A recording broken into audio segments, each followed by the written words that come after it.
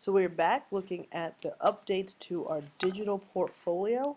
Again, this is Miss Hill, and I'm here to guide you through setting up your digital portfolio for your student-led conference that will be held on January 20th. Let's first start with the rubric. So this time around, we're going to be looking at your website just to make sure it meets basic requirements of content. Make sure there's evidence that you've learned the material, that your links work, that your graphics are appropriate, that your layout looks really sharp, that you're using your time wisely, that you have really smart color choices, that the background is attractive and professional, the fonts are consistent and appropriate, and you've tried to write your site for the interest of the audience, and we're also looking at spelling and grammar. So before you even start making the updates to your site, please make sure you look at your rubric so you'll know what the expectations are. They'll be right under behavior reflection. So I'm going to jump to behavior reflection so we can talk about what additions we're making to this page. We're still thinking about how we're being our best self at school every day.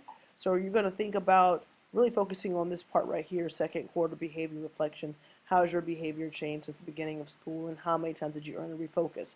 For many of us, that has significantly improved, so kudos to you. We also want you to attach this report to your portfolio site so that can be an artifact that you show during the presentation. Let's jump to best work. We're also always thinking about what our favorite classes are and why we like them, but this time, this is the best work page for the first quarter. We're going to click to the best work page for the second quarter. All right, a little bit different this time. Really want to focus on showing certain projects and products that were essential to the class. So for physics, you're going to be showcasing your screencast or the driver at fault screencast. For world literature, the namesake essay with rubric. For world history, the DBQ or change over time. For geometry, your city project. For your elective, either your family health history or your video game project. For Spanish or Arabic, a fashion show or the poem that you wrote.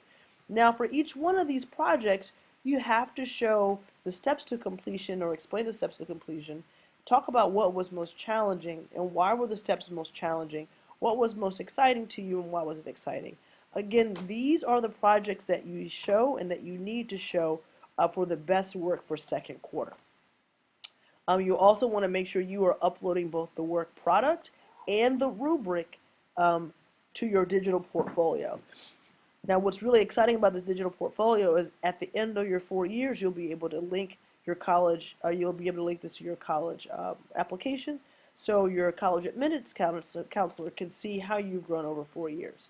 So I hope we understand that for best work we have to be able to show these projects and products to satisfy the requirements for these classes. Let's jump to work habits. As you notice, there are 3 pages, new pages under work habits. So let's just jump to GPA. As we've always said, that your GPA is a very important data point in your academic career, and where you go to college and the scholarships you will earn will depend on your GPA. So the first thing we want you to do is research 3 schools that you're interested in learning more about. Find out what the GPA is for incoming freshmen, and this will be your goal GPA. And then you want to think about what steps you need to take to make your GPA that you currently have closer to your goal GPA. Then we want you to think about how did your GPA change from first quarter to second quarter, where did it decrease, where did it increase, okay? So you're going to be answering those questions. Let's jump to reading goal. As you know, Achieve 3000 is a really important part of our whole learning experience here. And we want you to think really quickly about why reading is important and what the connection is between, what the connections are between reading and academic achievement. You're going to have a chance to look at your own personal Achieve 3000 data from the beginning of the year, and you want to be really thoughtful. Like, did you meet your 4-article goal per week? Really totaling about 16 articles per month. If you did not meet your goal, what is your plan to make sure that you meet your goal? And you'll be attaching your reading report to talk about this with your family. The final new addition to the second quarter portfolio is a reassessment reflection. Now, this is kind of lengthy, so I want to make sure that we all understand what the expectations are. So first, we know that reassessment provides you the opportunity to relearn and reassess standards that were taught in class. But in order for reassessment to be effective, you have to believe that you can learn and get better at school. And this mindset is called the growth mindset. We want you to first explore what it means to have this mindset at these particular websites. When you're going to the websites, at each particular one, you're looking at what are the two most important sentences on each page. You're then adding a hashtag so we'll know which important sentences correspond to each page. Okay?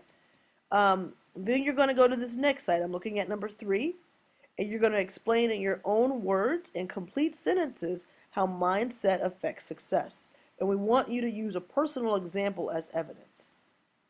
Then we want you to take a quiz that will tell you what your mindset is based on your answers to some questions.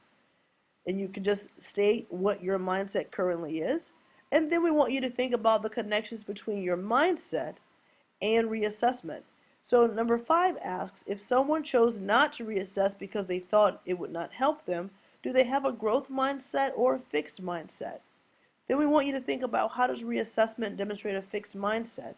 And what steps do you need to take to demonstrate and show, actionable steps to demonstrate and show a growth mindset and reassess in all classes? This is your reassessment reflection. Reassessment is a key part of our academic program, and we need to make sure that all students really understand this and understand that you all can get better at learning and you can get better at school. Let's clip to the talented me. You can continue to add to this page. A lot of you all demonstrated a lot of talent, a lot of growth. We saw some really exciting pieces in the cooking class over intersession, and also the dance class over intersession.